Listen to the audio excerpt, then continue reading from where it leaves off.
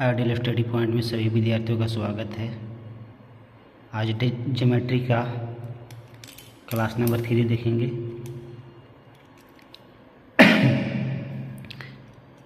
जैसे यहाँ पर दिया गया है एक वर्ग है।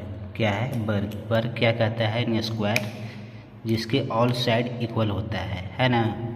ऑल साइड इक्वल होता है। जैसे क्या है? एक वर्ग है ना। क्या है? वर्ग है। तो वर्ग की चारों भुजा जो है आपस में बराबर होता है। ऑल साइड इक्वल होता है, यानी चारों भुजा ही बराबर होता है और चारों कोण भी बराबर होता है। तो यहाँ से इस तरीक़े से एक ड्राइंग किया गया है कि इसमें एक वर्ग है, वर्ग में एक त्रिभुज है। यह त्रिभुज है, समबाहु त्रिभुज है। समबाहु त्रिभुज जो कहता है कि प्रत्येक कोण सभी कोण जो है आपस में बराबर होता है। समबाहु त्रिभुज में प्रत्येक कोण आपस में बराबर होता है। 60 डिग्री का है, 60 डिग्री 60 डिग्री, प्रत्येक कोण बराबर होता है तथा प्रत्येक भुज आपस में क्या होता है? बराबर होता है। तो उसी प्रकार ये 60 दिया गया है, ये भी 60 है, ये भी 60 है। ये कोण कितना हो जाएगा? जब 90 है तो इस 60 में से कितना हो जाएगा? 30। उसी प्रकार 30 हो जाएगा। पूरा 90 है तो कितना हो जाएगा? 30।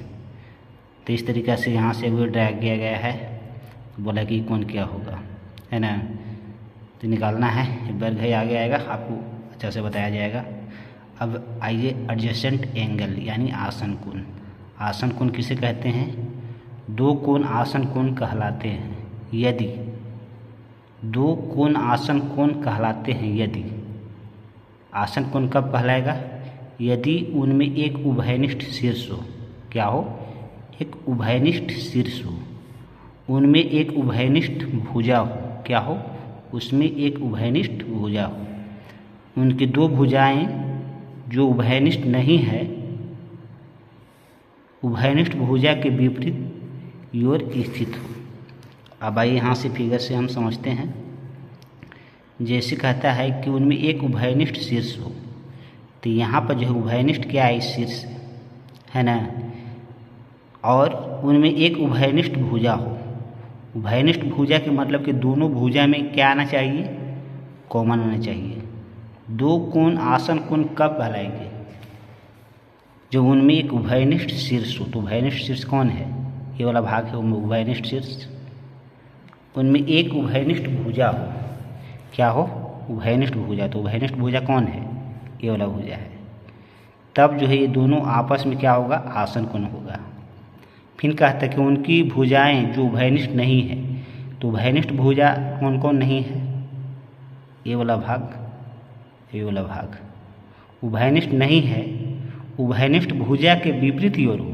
तो एक राइट है तो एक जो है लेफ्ट है ना। उभयनिष्ठ भुजा के विपरीत की ओर स्थित हो। अब आइए आगे देखते हैं। इसलिए कोण 1 और कोण 2 जो होगा क्या होगा? आसन कोण होगा। अब आइए लीनियर पेयर यानी रैखिक युग्म। रैखिक युग्म क्या कहता है? कि एक रैखिक युग्म आसन कोणों का एक युग्म है। रैखिक युग्म जो है आसन कोणों का एक युग्म है, यानी कह सकते हैं एक शब्दों में कि रैखिक युग्म ही आसन कोण कहलाएगा। जिनकी उभयनिष्ठ उभयनिष्ठ नहीं हो। अउभयनिष्ठ भुजा विपरीत किरण होती है। जैसे यहाँ पर जो है एक रैखिक युग्म है। अब एक जो है इस तरीक़ा से प्रतिच्छेदी रेखा है, इस पर डाला गया है लंब तिरछा। तो कोण x कोण जो हो जाएगा y पूरा 180 डिग्री बनाएगा। लेकिन यहाँ से दो बात निकलता है कि ये जो है 90 डिग्री से लेफ्ट तरफ झुका हुआ है। तो 90 से कोण जो है बड़ा बनेगा। 90 की ओर झुका हुआ है तो 90 से कम बनेगा, है ना। तो इस तरीक़ा से हम कह सकते हैं कि कोण x कोण y एक रैखिक युग्म है, कह सकते हैं ना। दोनों कोणों का योग जो होगा ये पूरा कितना डिग्री कोण बनाता है? 180 डिग्री। तो इसलिए कोण x प्लस कोण y इक्वल टू 180 डिग्री। तो नोट में रैखिक युग्म के कोण समपूरक कोण होता है। समपूरक कोण भी बताए थे, है ना, कि जब दो कोणों का योग 180 डिग्री हो जाए उसे समपूरक कोण कहेंगे। तो रैखिक युग्म के कोण समपूरक कोण होते हैं। ये सब ऑब्जेक्टिव में पूछता है। अब आइए समपूरक कोण, है ना।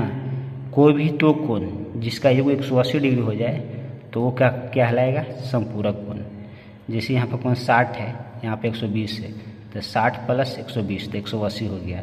तो इसको हम क्या कहेंगे कि जब दो कोण जिसका योग 180 डिग्री हो जाए तो उसको कहेंगे समपूरक कोण। अब आइए angle on the one side of line, रेखा की एक योर कोण। Angle on the one side of line, line के एक छोर का कोण, है ना। जैसे यहाँ फिगर ड्रा किया गया है, एक रेखा है, दूसरा का प्रतिच्छेदी रेखा है। दोनों प्रतिच्छेदी रेखा का बिंदु क्या है, यहाँ पर बना रहा है ना। तो एक छोर चाहिए। एक छोर कहने का मतलब हुआ कि एक तरफ, एक रेखा की ओर एक रेखा। तो यहाँ पर हम कह सकते हैं कि यहाँ पर एक लाइन यहाँ है, दूसरा का लाइन यहाँ से खींचा गया था। एक छोर के मतलब हुआ कि ये लाइन ए साइड वाला कोण। तो कोण यहाँ पर थीटा है, थीटा 2 है, थीटा 3 है, थीटा 4 है ना। तो अब आइए थीटा 4, तो एक छोर, तो कोण हम कह सकते हैं कि थीटा 1 + थीटा 4 180 डिग्री। उसी प्रकार जब इस छोर में आएंगे तो थीटा 3 + थीटा 4 = 180 डिग्री। उसी प्रकार इस छोर में आएंगे, ये साइड आएंगे तो 2 थीटा 2 + थीटा 3 = 180 डिग्री। जब इस छोर में आएंगे तो थीटा 1 + थीटा 2 180 डिग्री। यानी एक शब्दों में कह सकते हैं किसी भी बिंदु से अगर दो प्रतिच्छेदी रेखा अगर गुजर रहा है तो रेखा की एक छोर का कोण हमेशा 180 डिग्री का बनाएगा, है ना। अब आते हैं कोण समद्विभाजक यानी एंगल बाइसेक्टर। कोण को समद्विभाज कर रहा है, यानी दो भाग में बांट रहा है। तो जब एक रेखाखंड किसी कोण को दो बराबर भागों में बांटता है तो उसे कोण समद्विभाजक कहते हैं। जैसे यहाँ फिगर से समझिए, एक रेखा जो खींची है ओ से ओ बी, दूसर की रेखा है ओ सी, और इसको जो है एंगल बाइसेक्टर कर रहे हैं। इसको दो बराबर भागों में बांट रहे हैं। तो दो बराबर भागों में बांट रहे हैं तो एंगल बाइसेक्टर कर रहे हैं। तो यहाँ से इसको रेखा को यहाँ पर मिला देते हैं तो यहाँ पर 90 डिग्री कोण बनाएगा। इसको यहाँ पर खींच देते हैं, परपेंडिकुलर डाल देते हैं तो यहाँ पर कितना बनाएगा 90 डिग्री। इस तरीक़ा से यहाँ पर दो त्रिभुज का निर्माण होता है। ए ओ, तीन त्रिभुज का बी, है ना, ए ओ बी में ओ सी। ओ सी जो है क्या है, O C is the angle bisector of A O B. A O B, A O B का एंगल बाइसेक्टर क्या है, ओ सी। इस तरीके से कह सकते हैं कि ए ओ सी बराबर बी ओ सी बराबर हाफ 1/2 ए ओ सी, यानी आधा है, दोनों बराबर है यानी हाफ है। अब आइए कोण का समद्विभाजक कोण की दोनों भुजाओं से लंबवत समान दूरी पर होता है। जैसे यहाँ पे फिगर था, ओ बी एक है, ओ ए, एंगल बाइसेक्टर क्या है, ओ सी। तो कोण का समद्विभाजक कोण की दोनों भुजाएं लंबवत समान दूरी पर होता है। लंबवत क्या होता है, समान दूरी पर होता है। तो इसी प्रकार भुजा ई यहाँ पर लंबवत 90 डिग्री कोण बना रहा है, तो ई भुजा और ये भुजा आपस में क्या हो जाएगा, बराबर हो जाएगा। तो कह सकते हैं कि कोण ए सी = बी सी। एंगल बाइसेक्टर जा रहा है तो कोण क्या होगा, दोनों भुजा आपस में बराबर हो जाएगा।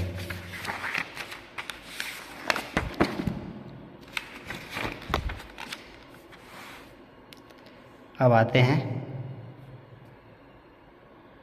तो आज की सेवा यहीं तक रहने दीजिए। इसको जो है A B parallel C D और ई एफ एक तिर्यक रेखा है, इसको हम कल वाली क्लास में देखेंगे।